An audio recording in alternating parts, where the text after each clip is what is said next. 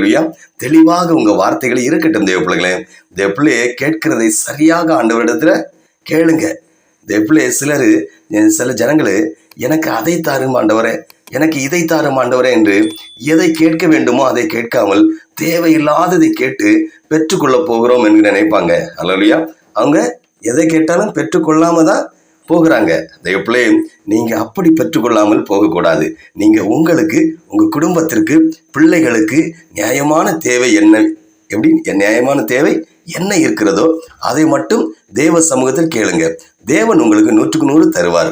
உங்கள் கடன் பாரங்கள், வியாதிகள், எப்படி உங்கள் கடன் பாரங்கள் மாற, வியாதிகள் மாற, பண நெருக்கடி மாற, வேலை இல்லாத பிரச்சனை மாற, நீங்கள் எதை தியானித்து ஆண்டவரிடத்தில் கேட்கிறீங்களோ அதை ஆண்டவர் நிறைவேற்றுவார். உங்கள் காரியங்களை தெளிவானதாக, எப்படி உங்கள் காரியங்களை தெளிவானதாக கனமான வார்த்தையினால் ஆண்டவரிடத்தில் சொல்லுங்க. நிச்சயமாக உங்கள் உண்மையான வார்த்தைகளுக்கு பதில் தரும்.